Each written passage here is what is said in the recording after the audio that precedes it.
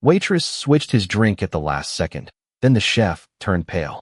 Why would a single last-second change make someone react that way?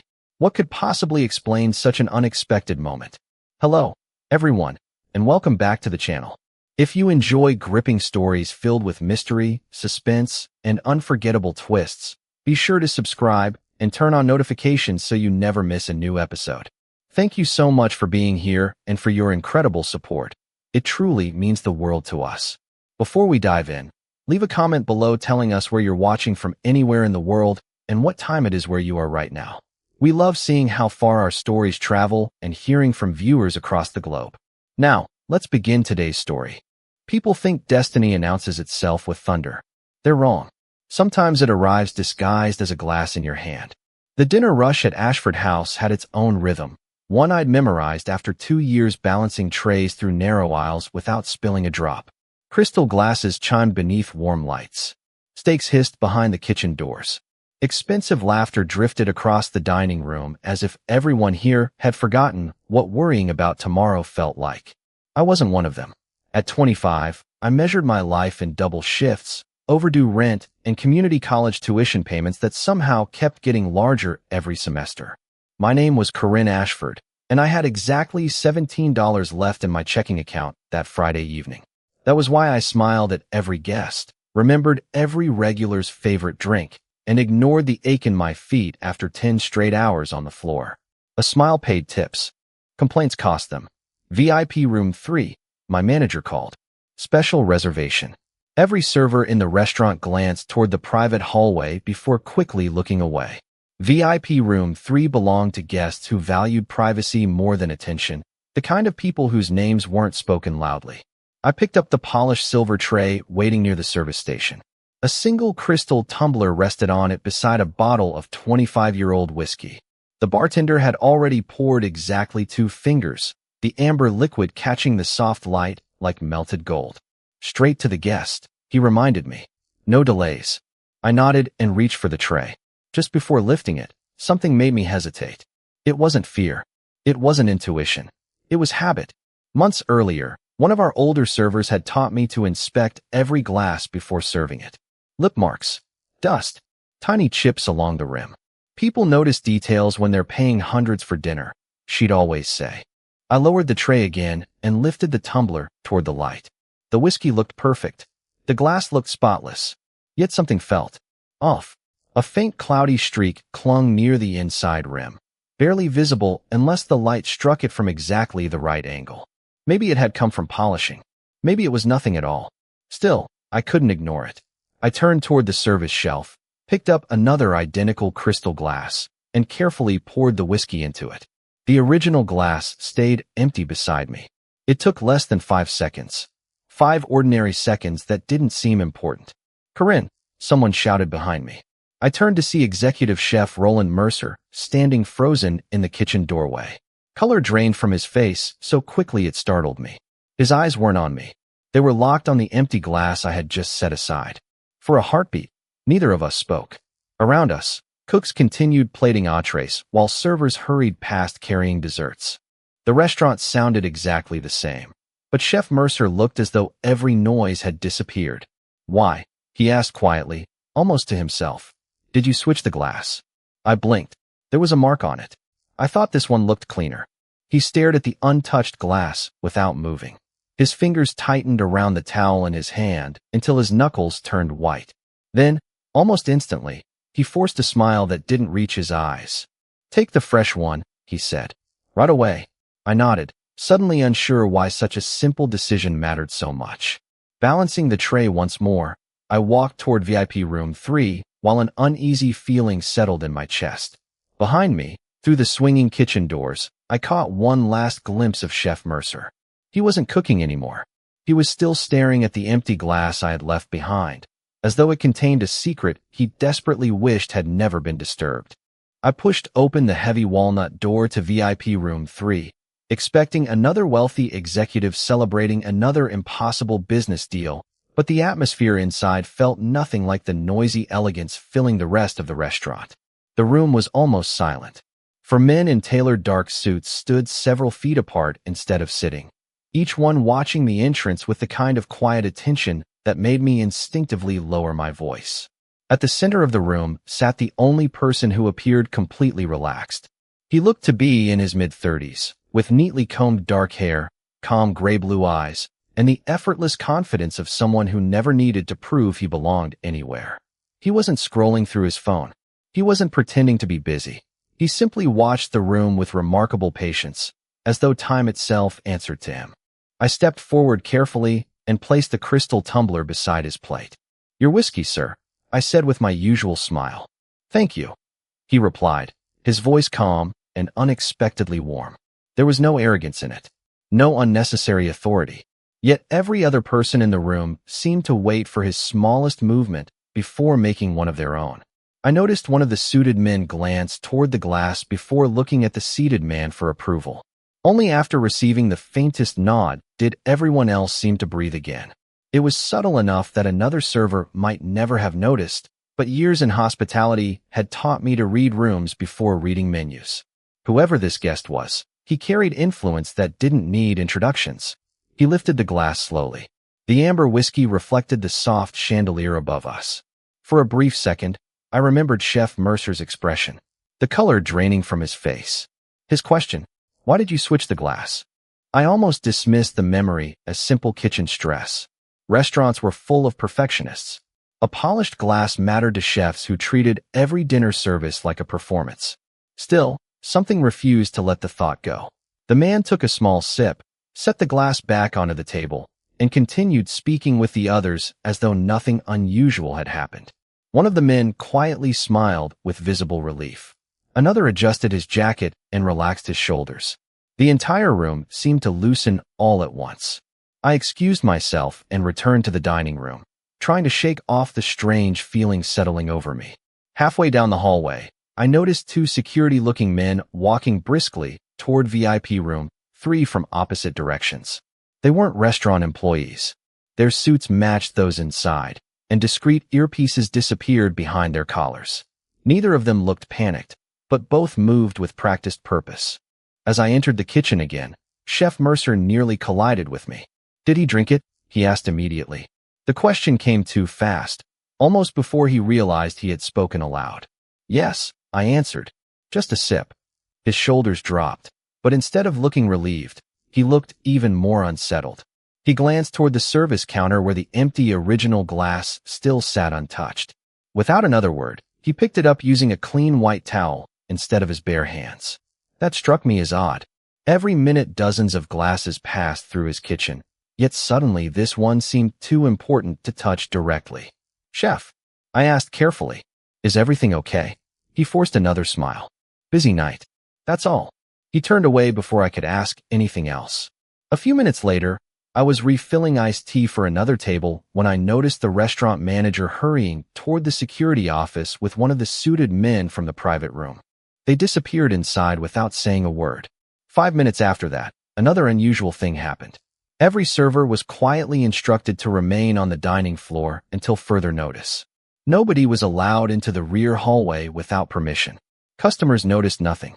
Wine continued flowing. Laughter echoed beneath the chandeliers.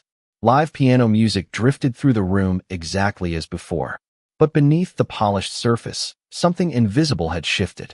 Even veteran employees exchanged uncertain glances while pretending everything was normal. Nearly 20 minutes passed before the VIP guest finally stood to leave.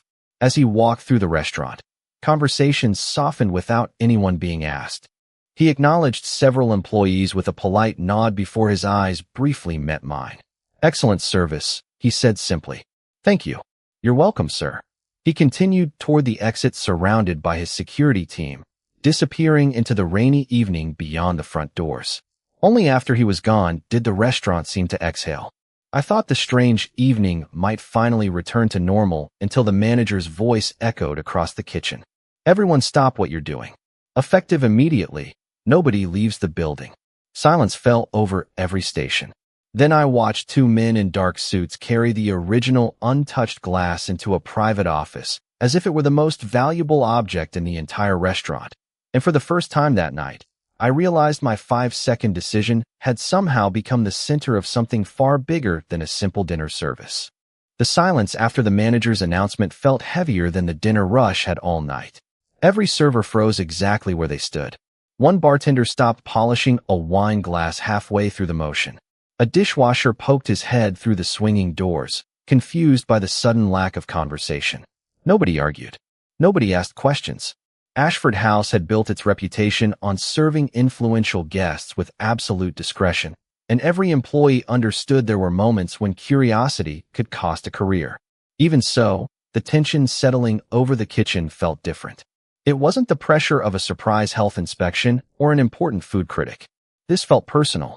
I watched as two men in tailored suits disappeared into the manager's office, carrying the untouched crystal tumbler inside a sealed plastic evidence bag.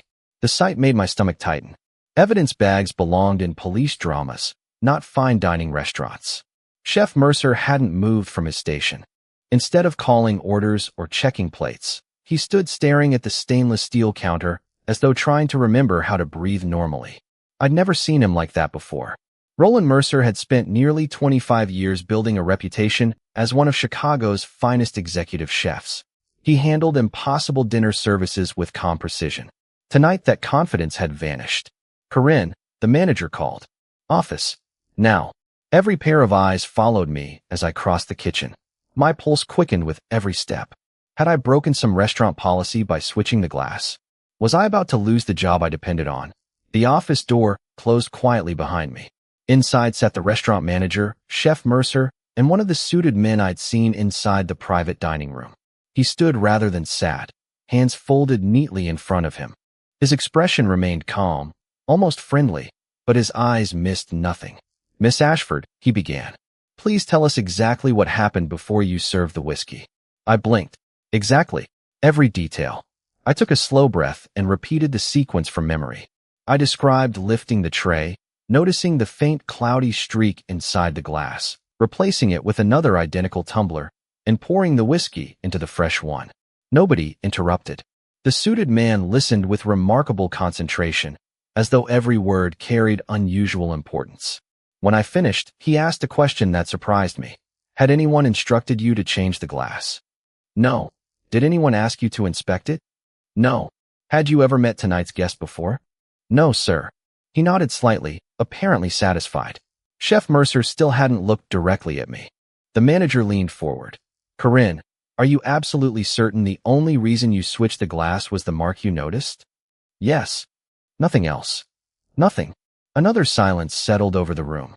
The suited man finally reached into his jacket and removed a tablet. After tapping the screen a few times, he turned it toward the manager.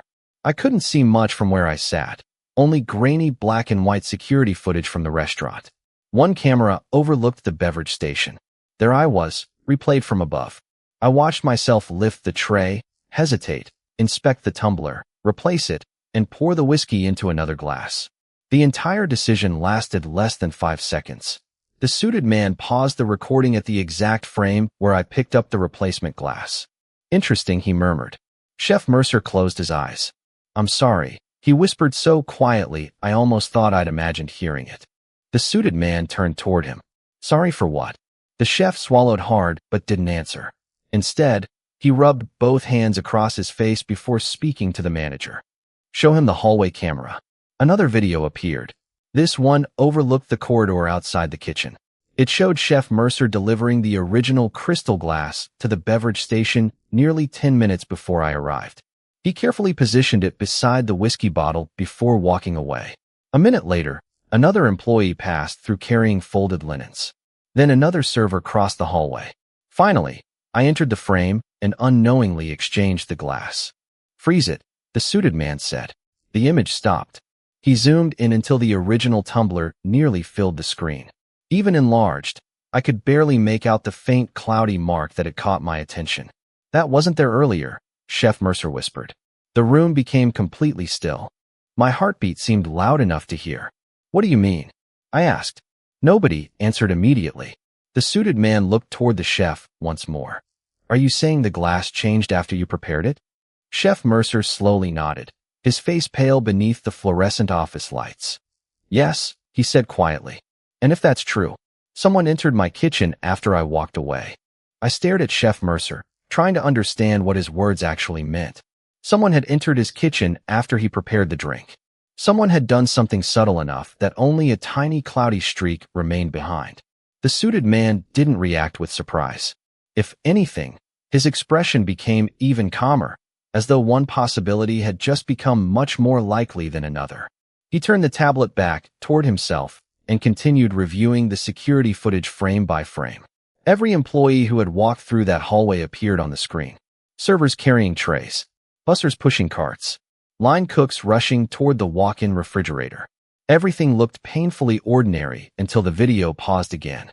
"Go back 3 seconds," he said. The manager obeyed. The footage rolled backward before stopping on a moment none of us had noticed the first time. A maintenance contractor wearing a gray uniform crossed the hallway, pushing a toolbox. He never entered the kitchen, yet for barely 2 seconds he stopped beside the beverage station, partially hidden behind a service cart. From the camera angle, his hands disappeared from view. Then he continued walking without anyone paying attention. "Who is that?" the suited man asked quietly. The manager leaned closer to the screen. "Facility maintenance, I think. They were repairing the ice machine this afternoon." "You think?" I'll have to check the contractor log." Nobody spoke for several seconds. The suited man replayed the clip again. Then again. Every time, the worker paused in exactly the same place before continuing down the hallway. It was impossible to see what happened behind the cart. It was equally impossible to ignore the timing. Chef Mercer slowly lowered himself into a chair. "I never called maintenance tonight," he admitted. "The repair request was completed yesterday." The manager frowned. "Then why would someone still be here?" My pulse quickened again. I had walked past that same hallway at least a dozen times during dinner service. I couldn't remember seeing anyone with a toolbox, but then again, restaurants trained you to ignore anyone who looked like they belonged. Uniforms became invisible after a while. The suited man finally looked directly at me. "Miss Ashford, when you switched the glass, did you notice anyone watching you?" I searched my memory. The crowded kitchen, the servers rushing by, the bartenders preparing cocktails. Then one image surfaced. "I don't know if it matters," I said carefully, "but I remember feeling like someone was standing near the hallway entrance." I never actually looked because Chef Mercer called my name almost immediately. "Which direction?" "Toward the service corridor." He gave a small nod without revealing what he was thinking. Another man entered the office after a quiet knock. He leaned close to the suited man's ear and whispered something too softly for me to hear. Whatever it was caused the room to become even quieter. The laboratory confirmed it. The newcomer said, this time loud enough for all of us. There was a foreign substance on the original glass. My breath caught. Nobody reached for the untouched tumbler anymore. Nobody questioned whether I had imagined the cloudy streak. The chef closed his eyes again, his shoulders sinking beneath the weight of the confirmation. The suited man thanked the investigator before turning back toward me. For the first time since entering the office, his professional calm softened into something almost personal. "Miss Ashford," he said, "you need to understand something. The gentleman you served this evening is Mr. Lucien Moretti." The name meant nothing to me at first. Then I remembered countless newspaper headlines, charity galas, business awards, and interviews describing a powerful entrepreneur whose investments stretched across Chicago. Publicly, he was known for restoring historic neighborhoods and funding hospitals. Privately, judging by the security surrounding him, there was clearly far more to his world than the newspapers ever printed. The suited man folded his hands. "Your decision to exchange that glass was completely accidental." He paused just long enough for every word to settle. "But according to everything we know so far, that accidental decision may have saved Mr. Moretti's life." The words echoed in my mind long after the room fell silent. Saved his life. I looked from the suited man to Chef Mercer, expecting someone to explain how an ordinary waitress had somehow become part of something so extraordinary. Instead, they watched me with an uncomfortable mixture of gratitude and concern. "There has to be a mistake," I finally said. "I only changed the glass because it looked cloudy." "We know," the suited man replied. "That is precisely why this matters." He introduced himself as Adrian Vale, Mr. Moretti's chief of security. His calm voice carried the confidence of someone accustomed to solving impossible problems without raising it. "If you had known what was happening," he continued, someone would already have found evidence of communication between you and another party. We have found none. Every camera, every employee record, every payment history we've reviewed tells us the same thing. You acted entirely on your own. That should have made me feel better. Instead, it made the situation feel even stranger. If I wasn't involved, why was I still sitting inside the manager's office nearly an hour after my shift should have ended? Adrian seemed to recognize the question before I asked it.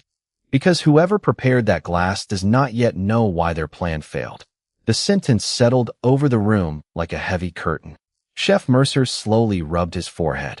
If someone inside this building realizes Corinne switched the glass. He never finished the thought. Adrian answered for him. Then Miss Ashford becomes the only unpredictable variable in tonight's sequence of events. I didn't like being called a variable. I wanted to be a waitress again. I wanted to finish my shift, count my tips, drive home in my 12-year-old Honda, and worry about next month's tuition instead of mysterious security footage. Can I just go home? I asked quietly. Adrian didn't answer immediately. He looked toward the manager instead. Has anyone outside this office been told why we're still here? No, the manager replied. Staff only knows we're reviewing security footage. Adrian nodded with visible approval. Good. Keep it that way. He turned back to me. Miss Ashford, Mr. Moretti does not believe innocent people should carry burdens created by his world.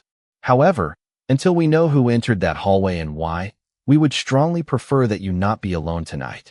You're offering security? I asked. Transportation, he corrected gently.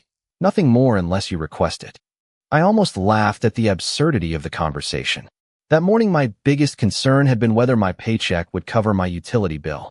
Now I was being offered professional protection because I had noticed a smudge on a glass. That's generous, I said. But I really don't think anyone even noticed me. Adrian studied me for a long moment before giving a faint smile. Miss Ashford, people rarely notice the person serving dinner. He paused. Professionals do.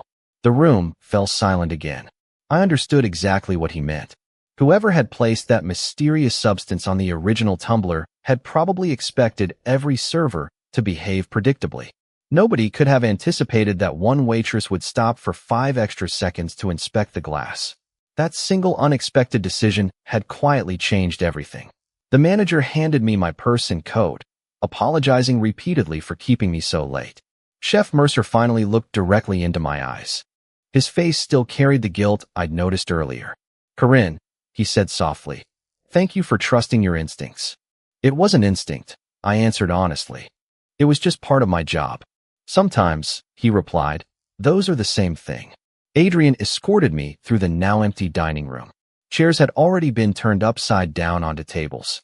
Rain tapped gently against the front windows, turning the Chicago streets into shimmering ribbons of reflected light.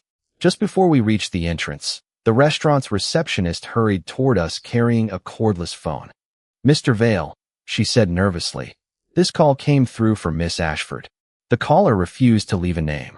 They only said to deliver one message. Adrian's expression hardened slightly. What message? The receptionist swallowed. They said, tell the waitress she chose the wrong glass. Adrian took the cordless phone from the receptionist without a word and pressed the red button, disconnecting the line before anyone else could speak. His eyes immediately shifted toward the receptionist. Did the caller identify themselves? She shook her head. No. The voice was calm. They didn't sound angry. They simply repeated the sentence twice and hung up before I could transfer the call. Adrian handed the phone back and glanced toward the rain-soaked street beyond the restaurant's glass doors. For the first time that evening, I saw a genuine concern break through his carefully controlled composure. That changes things, he said quietly. I thought you said nobody knew what happened, I replied. Apparently someone does. He motioned toward the entrance. Please stay close. A black luxury SUV waited at the curb with its headlights glowing against the wet pavement.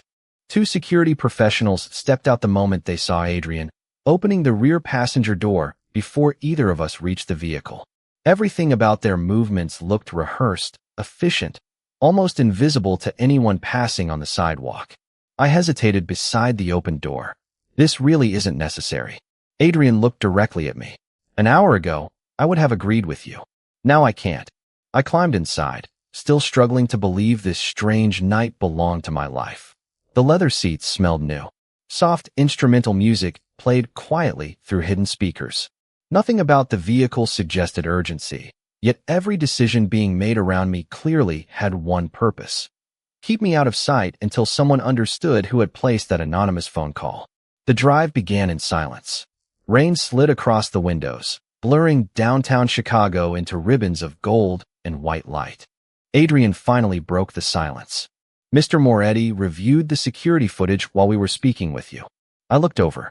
He stayed, long enough to understand what happened. "Did he say anything?"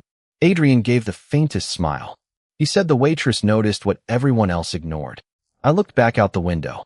"I wasn't trying to save anyone." "That," Adrian replied, "is exactly why he believes you." We drove another several blocks before I noticed something unusual. The SUV didn't continue toward my apartment. Instead, it turned onto Lakeshore Drive before looping back toward downtown. "You missed the exit," I said. One of the drivers answered through the front intercom. "No, ma'am." Adrian's attention had already shifted to a small tablet displaying a live GPS map. Two blue icons represented our vehicles. Another gray icon appeared several car lengths behind us. "Is something wrong?" I asked. Adrian didn't answer immediately. He watched the screen for nearly 30 seconds before speaking into a discreet microphone clipped beneath his jacket. "Vehicle 3, confirm visual." A calm voice replied through the speaker. "Confirmed. Same sedan. For consecutive turns." My stomach tightened. Someone's following us. Adrian remained composed. "Perhaps. We never assume until patterns repeat." The SUV made another unexpected right turn through a quiet business district. 30 seconds later, the gray icon remained behind us. Nobody inside the vehicle raised their voice. Nobody appeared frightened. Instead, every movement became even more methodical. The driver continued at exactly the speed limit. Another security vehicle quietly appeared ahead of us from a side street without attracting attention. "They're still there," the voice over the radio confirmed. Adrian sighed almost imperceptibly. "Understood."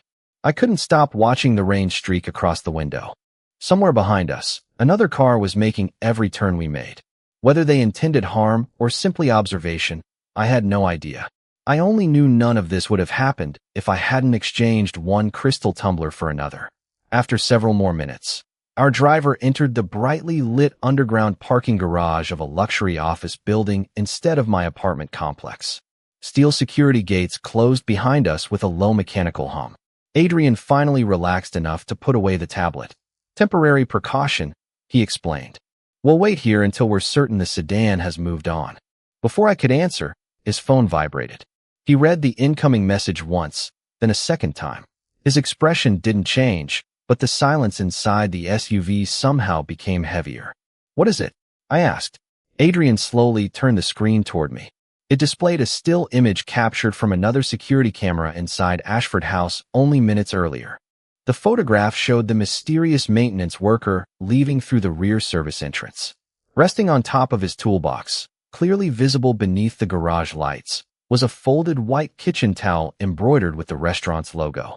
Wrapped carefully inside that towel was the original crystal glass I had set aside before serving Mr. Moretti. The image stayed on the screen long after Adrian lowered the phone. I couldn't stop staring at the crystal tumbler wrapped inside the white kitchen towel. Everything we had discussed during the past 2 hours suddenly shifted. The original glass wasn't sitting inside the manager's office anymore.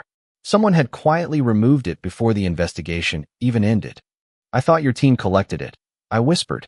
Adrian slowly shook his head. "We believed we had." The words landed with unsettling weight. A single mistake. A single assumption. Somewhere between the kitchen and the office, the most important piece of evidence had disappeared without anyone noticing. Adrian immediately called one of his investigators. "Lock down every camera covering the rear service entrance," he said calmly. "I want every frame from 30 minutes before the contractor appeared until 20 minutes after he left." He listened for several seconds before ending the call. We'll know soon whether he acted alone. The underground garage remained quiet except for the soft hum of ventilation fans overhead. Outside, rain continued tapping against the entrance gate. For the first time all evening, I realized how exhausted I was. My shift had begun before noon. Now it was well past midnight. and nothing about the night resembled the ordinary Friday I had expected. Adrian noticed me rubbing my eyes. "There's a secure apartment upstairs," he said. "It's used occasionally for business guests. You're welcome to rest there until morning." I hesitated. "I appreciate it, but I really should go home." "Normally, yes." He glanced at the phone resting in his hand. "Tonight, I'd rather not rely on normal."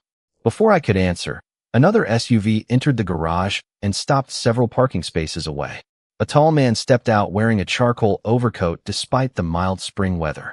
The security officers acknowledged him immediately, not with exaggerated respect, but with quiet familiarity. Adrian opened my door. Mr. Moretti insisted on coming personally. I climbed out, suddenly aware that I was still wearing my waitress uniform beneath my coat. Lucian Moretti crossed the garage without rushing. Up close, he looked exactly as he had in the private dining room, composed, observant, and surprisingly approachable. His expression carried none of the distance I'd expected from someone surrounded by constant security.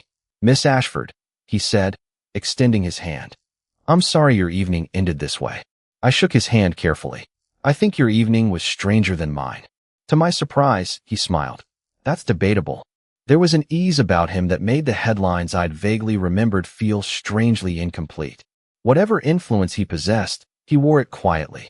"Adrian tells me you refused protection because you believed none of this involved you," he continued. "I still think that's true." "Unfortunately," he replied gently, "someone else disagrees." He wasn't trying to frighten me. That almost made his words more convincing. We walked together toward a private elevator leading into the office building. Security officers remained several steps behind without interrupting the conversation. "Can I ask you something?" I said. "Of course. Why would anyone target you?" He was silent for a moment, as if choosing words with unusual care. "Publicly, I invest in hospitals, schools, and redevelopment projects. Privately, I occasionally make decisions that disappoint powerful people." It wasn't a complete answer, but I sensed it was the only one he intended to give. We reached the elevator. Before stepping inside, he looked directly at me. "One more thing. Chef Mercer wasn't the only person who turned pale tonight." I frowned. "What do you mean?" Adrian handed him a thin folder. Lucian opened it and removed a printed employee roster from Ashford House. Several names had already been highlighted. Near the bottom of the page, beside my own name, someone had written a short note in neat black ink. The handwriting wasn't mine, and it wasn't the manager's. It contained only 6 words. She wasn't supposed to change it. I read the handwritten sentence again, hoping the words would somehow change the second time. They didn't. She wasn't supposed to change it. 6 simple words transformed an impossible coincidence into something much larger. Whoever had written the note understood exactly what had happened before anyone else did. More importantly, they understood that my decision had interrupted a carefully planned sequence of events. Lucian folded the employee roster and returned it to the folder. "The paper was found inside the manager's office printer tray after everyone left," he explained. "No fingerprints. No surveillance showing who placed it there. Then someone inside the restaurant wanted you to see it," I said. He gave a thoughtful nod, or wanted us to know they were still one step ahead. Adrian led us into the private elevator, which opened directly into the top floor of the office building. The space felt more like a quiet executive lounge than a corporate headquarters. Floor-to-ceiling windows overlooked the Chicago skyline, their reflections shimmering across Lake Michigan. Everything inside was understated. Warm wood, soft lighting, shelves lined with history books instead of expensive decorations. It wasn't the extravagant world I had imagined surrounding someone with Lucian Moretti's reputation. A member of the security team placed fresh coffee and bottled water on a conference table before quietly leaving the room. Lucian motioned for me to sit. "You must have questions." I almost laughed. "I don't even know where to begin." "Start with the one that matters most." I looked directly at him. "Chef Mercer, do you believe he was involved?" Lucian didn't answer immediately. Instead, he stared through the windows toward the rain drifting across the city. "No," he finally said. "I believe he knows more than he wanted anyone else to know." Adrian opened another folder containing employment records, inspection reports, and financial documents. "Roland Mercer has worked at Ashford House for 24 years. Excellent reputation. No unexplained income. No disciplinary history. No known connection to anyone under investigation. Then why did he look so terrified? I asked. Adrian slid one page across the table. Because someone contacted him 3 days ago. The page showed a phone log with multiple incoming calls from an unregistered number. He received 7 calls over 48 hours, Adrian continued. None lasted more than 20 seconds. Did he tell you what they were about? Lucian asked. Not yet. Another investigator entered quietly carrying a sealed envelope. Adrian opened it immediately. Inside was a printed transcript recovered from the restaurant's voicemail system. One message had been deleted but successfully restored. The automated voice recording identified the timestamp as 2 days before the dinner service. Then a calm male voice spoke only one sentence. Prepare everything exactly as instructed, and your daughter keeps her scholarship. The room fell completely silent. I looked toward Lucian. His daughter? Adrian nodded. She's a freshman studying biomedical engineering at Northwestern University. Suddenly, Chef Mercer's expression in the kitchen made perfect sense. The trembling hands. The pale face. The guilt that never seemed directed at himself alone. He wasn't protecting himself, I whispered. He was protecting someone he loved. Lucian slowly leaned back in his chair. That would explain why he never reported the calls. And why he looked relieved when I switched the glass. I added. Part of him wanted the plan to fail. Adrian closed the folder. Which means Roland Mercer may not be our enemy. Before anyone could say another word, one of the wall monitors illuminated automatically with a live security alert. A camera positioned outside Ashford House showed police officers arriving at the restaurant. Employees were leaving one by one under routine questioning. Then the image froze as facial recognition software highlighted a single person exiting through the rear employee entrance wearing an ordinary restaurant uniform instead of a maintenance outfit. The software displayed one name beneath the image. Daniel Pierce, assistant beverage manager. Adrian stared at the screen for several long seconds before quietly saying, "There was never a maintenance contractor tonight." Nobody spoke for several seconds after Adrian identified the man on the screen. The frozen image showed Daniel Pierce leaving through the rear employee entrance with his head lowered beneath the hood of an ordinary rain jacket.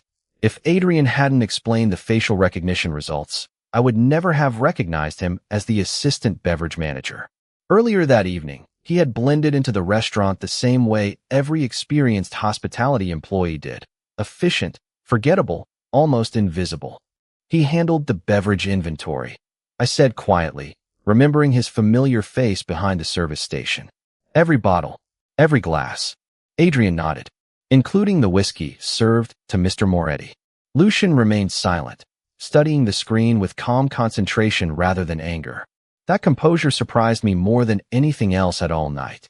Most people discovering someone had orchestrated such an elaborate deception would react emotionally. Lucian simply gathered facts. Has anyone contacted Daniel? He asked. Not yet, Adrian replied. We wanted to understand the full picture before making our presence known. Another investigator entered carrying a slim laptop. We finished reviewing employee access records, she reported. Daniel's security badge entered the beverage room 36 minutes before dinner service. That's normal. What isn't normal is that he accessed the maintenance storage closet immediately afterward. Adrian looked up. How long? 43 seconds. Long enough to change into another uniform. I said before I realized I had spoken aloud. Every eye turned toward me. The investigator nodded slowly. That's exactly what we're thinking. Adrian tapped the table thoughtfully. The maintenance disguise explains why no one questioned his presence in the hallway. Suddenly, the entire evening replayed differently in my mind. The toolbox, the gray work shirt, the brief pause beside the beverage station. I hadn't ignored a stranger. I had ignored someone I unconsciously recognized as part of the restaurant. Hospitality teaches you to trust familiar faces. Whoever planned this had understood that perfectly. What about Chef Mercer? I asked. Did Daniel know about the phone calls? Adrian folded his hands. Probably. Which would explain why Roland appeared frightened but never intervened directly. Someone created pressure from one direction while quietly controlling another. Lucian finally stood and walked toward the windows overlooking the sleeping city. Fear is predictable, he said quietly. Compassion isn't. I looked at him, uncertain what he meant. He turned back toward me with the same calm expression he had worn inside the private dining room. Roland Mercer feared for his daughter. Whoever planned this counted on that fear. They also counted on every employee following routine. His eyes met mine. What they failed to predict was someone whose professional habits were stronger than routine. I shook my head. I just inspected a glass. No, he replied gently. You respected your work. The word stayed with me. Nobody had ever described waitressing that way before. To most customers, servers simply carried food from one room to another. Yet that small act of paying attention had disrupted an entire plan. Adrian's phone vibrated again. He glanced at the screen before looking toward Lucian. We found Daniel's apartment. Is he there? No. Neighbors say he packed 2 suitcases yesterday morning. Yesterday? I repeated. Before any of this happened. Adrian nodded, which means he expected never to return after tonight. Another investigator added, his bank accounts haven't been touched since this afternoon, but his employee locker was completely emptied before dinner service. Lucian slowly exhaled. He prepared an exit before the first guest even arrived. That realization settled heavily over the room. Daniel hadn't acted impulsively. Every movement had been planned. Every disguise. Every hallway. Every minute. Yet despite all that preparation, everything had unraveled because one waitress decided a crystal tumbler wasn't clean enough to serve. Just then, Adrian's laptop emitted a soft notification. A newly recovered security image filled the screen. It showed Daniel inside the beverage room almost an hour before dinner service. He wasn't alone. Standing beside him, partially turned away from the camera, was another restaurant employee wearing the official Ashford House manager's blazer. The face remained hidden outside the camera angle, but one detail stood out immediately. The unidentified manager was handing Daniel the exact crystal glass that I had unknowingly replaced only minutes before serving Lucian Moretti. The conference room grew so quiet that I could hear the faint ticking of the antique clock mounted above the bookshelves. Every person around the table studied the frozen security image from a different angle, hoping to recognize something the others had missed.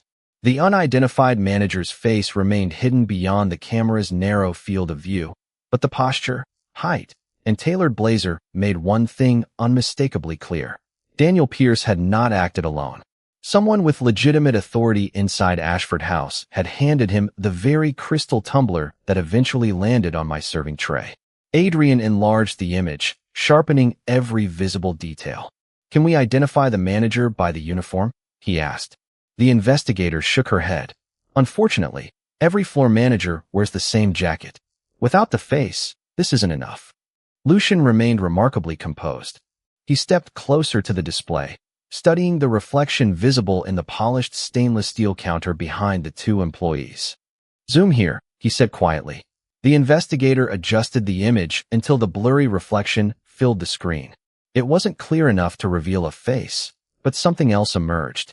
The manager wore an unusual wristwatch with a rectangular silver case and a dark blue leather band. Adrian immediately turned toward another investigator. Pull employee photos from the last charity gala. Focus on wrists and accessories. The request sounded unusual until I realized why. Watches were personal. People changed jackets every shift, but many wore the same watch every day for years. Within minutes, dozens of staff photographs appeared across another monitor. Supervisors greeting guests. Managers standing beside wine displays. Holiday party snapshots. Adrian silently compared wrists one after another. Then he stopped. There. The image showed assistant dining room manager Evelyn Brooks welcoming guests during a fundraising event 6 months earlier. On her left wrist rested the exact same rectangular silver watch with the blue leather band. My stomach tightened. Evelyn had interviewed me when I applied for my job. She remembered every employee's birthday. She stayed late whenever someone called in sick. She had always seemed patient, organized, and kind. Could it be coincidence? I asked quietly. Adrian didn't dismiss the possibility. It could. Lucian folded his arms. Never assume guilt from a single detail. That answer surprised me.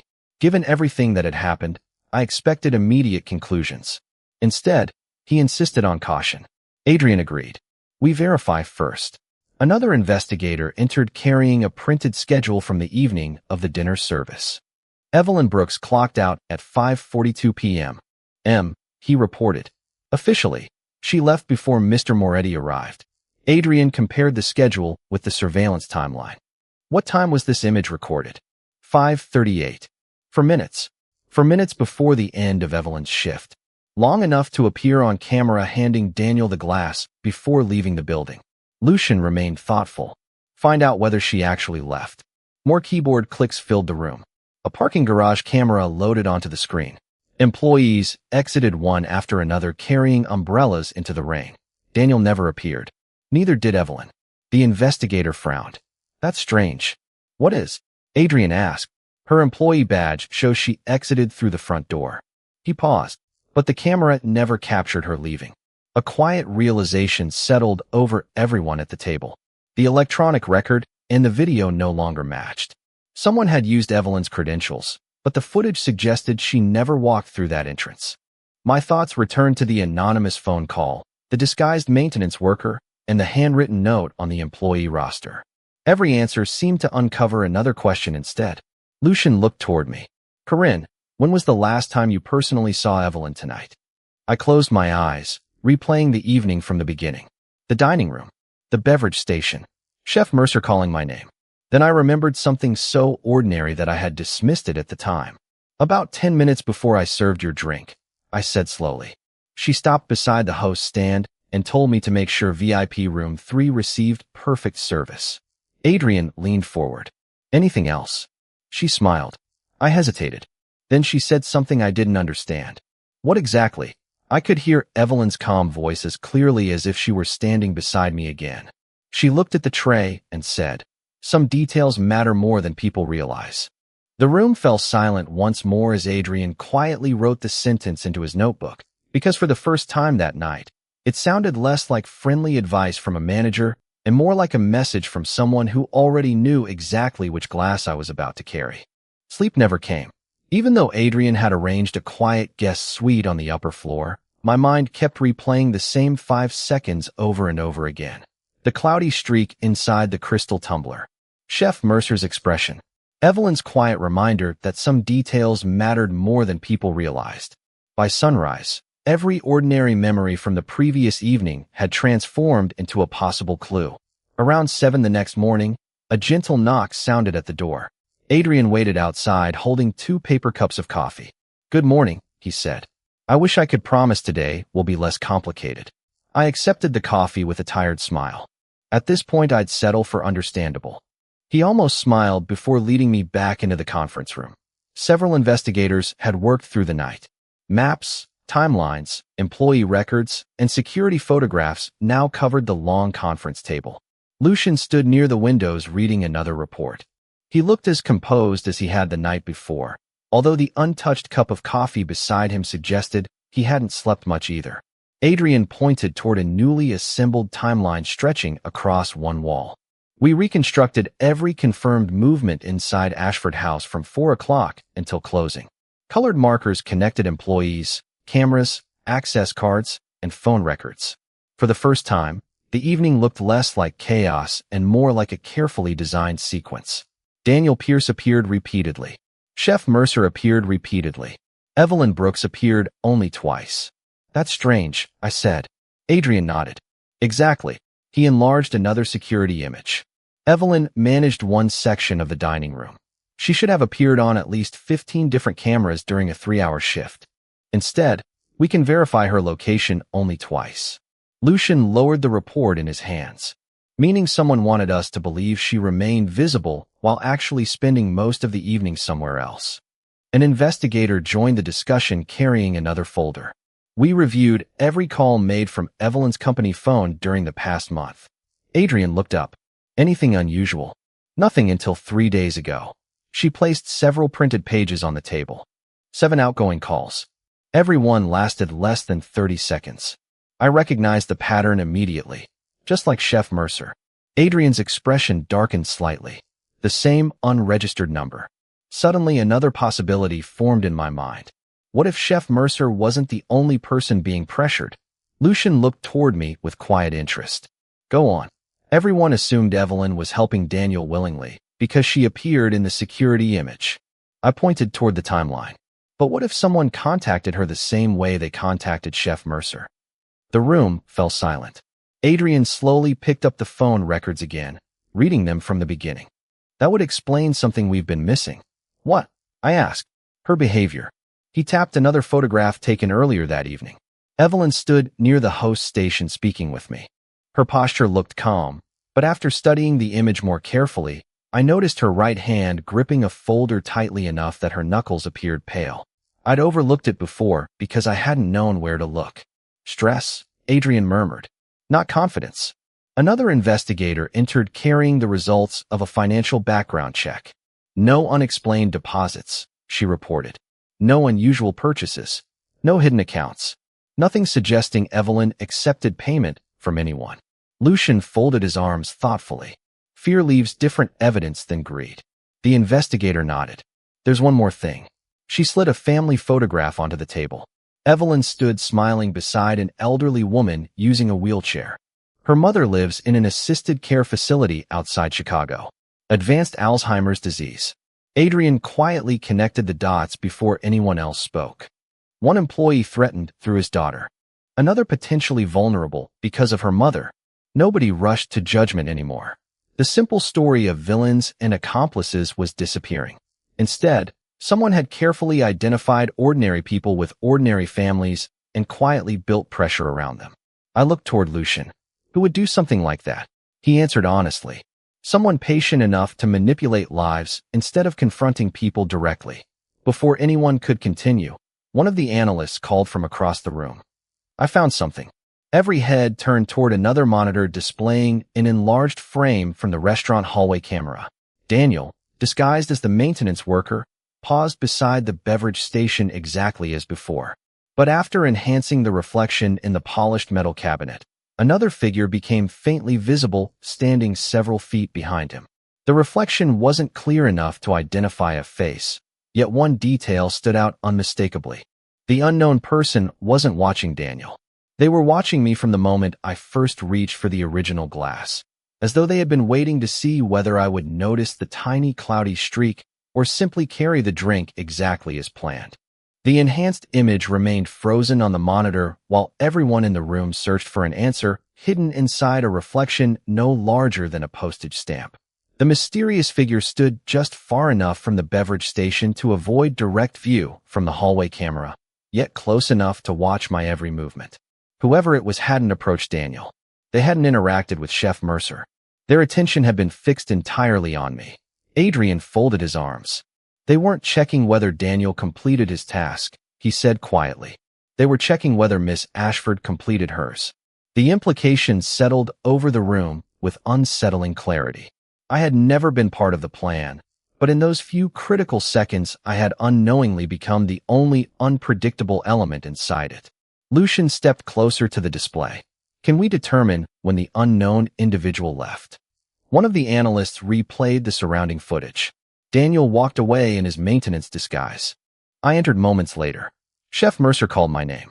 The reflection vanished before any camera captured a clear image. Whoever had been watching knew exactly where every blind spot existed. Professional, Adrian murmured. Very.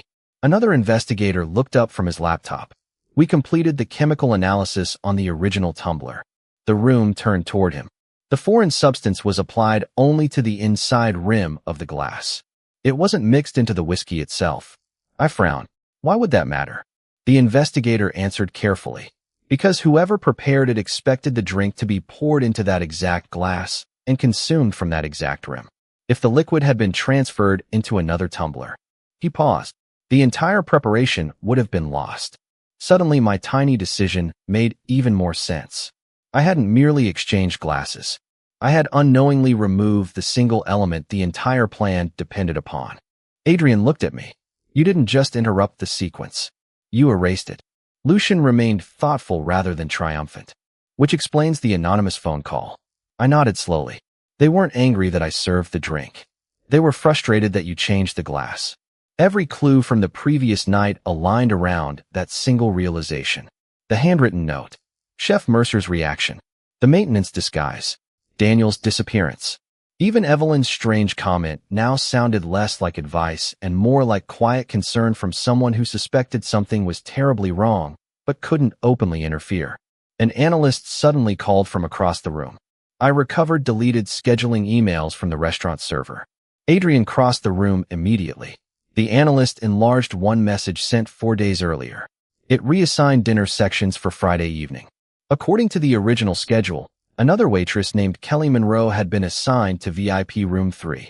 My name appeared only in a later revision approved by Assistant Manager Evelyn Brooks. She changed the assignment. I whispered. Adrian compared the timestamps. Only 12 hours before service. My heartbeat quickened. Then the person watching the hallway wasn't expecting me. Lucian looked directly at me. Exactly. Adrian pointed toward the schedule. If Kelly had worked that section, she would likely have carried the original glass without inspecting it. She'd served Mr. Moretti dozens of times before. The room became silent again. A simple staffing adjustment had completely altered the outcome of the evening. Why did Evelyn switch us? I asked. Another investigator answered before Adrian could. According to payroll notes, Kelly requested the evening off because of a family emergency. So Evelyn simply filled the shift. Adrian slowly nodded. A routine management decision. Lucian looked toward the rain beginning to clear beyond the windows. Someone spent weeks preparing an elaborate plan. Then a family emergency changed the schedule. A conscientious waitress noticed a faint mark inside a glass. Everything collapsed because of two ordinary human moments no one could predict. His words carried neither satisfaction nor pride, only quiet reflection. Before anyone could continue, Adrian's secure phone rang. He listened without interrupting, then lowered it slowly. We found Daniel Pierce. My breath caught. Did he tell you who the other person was? Adrian shook his head. Not yet. He paused, choosing his words carefully. But he left something behind in a storage locker rented under a false name. What was it? Adrian looked toward Lucian before answering. An envelope addressed to Miss Corinne Ashford. Adrian placed the plain white envelope on the conference table without opening it. My name was written across the front in neat block letters, nothing more. No return address. No signature. Lucian looked at me. It's yours. My hands felt strangely steady as I broke the seal. Inside was a single folded sheet of paper. The message contained only 3 sentences. You were never the target. You were never supposed to notice. Sometimes the smallest habit defeats the biggest plan. I read the words twice before lowering the page. The room remained silent. Adrian gently took the note and compared it with the handwriting from the employee roster. After only a few seconds, he nodded. Same person. I looked at him. Daniel wrote this. No, Adrian answered. Someone wanted Daniel to leave it where we'd eventually find it. Lucian studied the note for another moment before setting it aside. Then this isn't a confession. No, Adrian agreed. It's an acknowledgement. Over the following days, investigators continued reviewing evidence while the restaurant quietly reopened. Daniel Pierce never returned to work. The official explanation given to employees was simply that he had resigned unexpectedly. Chef Mercer met privately with investigators, and once the truth about the anonymous phone calls became clear, he was treated as someone who had been manipulated rather than someone who had willingly participated. His daughter remained at the university she had worked so hard to attend, and when I saw him for the first time after everything had settled, the weight on his shoulders seemed lighter than it had in years. Evelyn Brooks returned as well. She apologized for changing my section that Friday night, believing she had somehow dragged me into circumstances no ordinary employee should ever experience. I smiled and told her the truth. She hadn't caused any of it. She had simply covered a shift for a coworker who needed to be with family. That ordinary act of kindness had changed every event that followed. Weeks passed before life finally resembled something normal again. I returned to carrying trays, memorizing orders, and refilling coffee cups. Customers still smiled politely before disappearing back into their conversations. Most evenings felt exactly the way they had before that unforgettable Friday. Yet every time I inspected a glass before serving it, I caught myself remembering the tiny cloudy streak that had seemed so insignificant. I never skipped that step again. One afternoon, as lunch service slowed, the front door opened and Lucian Moretti walked in alone. No private dining room. No formal meeting. Just one quiet customer asking for a table near the window. The entire staff recognized him immediately, but he greeted everyone with the same calm courtesy I remembered from our first meeting. When I approached with a menu, he smiled. Good afternoon, Miss Ashford. Good afternoon. May I have coffee? Of course. I carried the fresh cup back a minute later, placing it carefully in front of him. Before stepping away, I paused just long enough to glance at the rim, making certain it was spotless. Lucian noticed. "Still checking every glass?" he asked. I laughed softly. "Occupational habit." He shook his head. "No." His expression carried the quiet certainty I'd come to recognize. Character. We spoke only briefly before he returned to his paperwork, but as he prepared to leave, he stopped beside the service station. "Corinne," he said, "there are people who spend their entire lives believing greatness comes from power." He glanced toward the neatly arranged glasses waiting for the evening shift. "Sometimes it comes from paying attention when no one else does." After he left, I stood watching the afternoon sunlight spill across the polished dining room. Nothing looked extraordinary. Servers folded napkins. The kitchen prepared dinner service. Crystal glasses reflected warm light exactly as they always had. Yet I understood something I hadn't known before. The moments that change a life rarely announce themselves.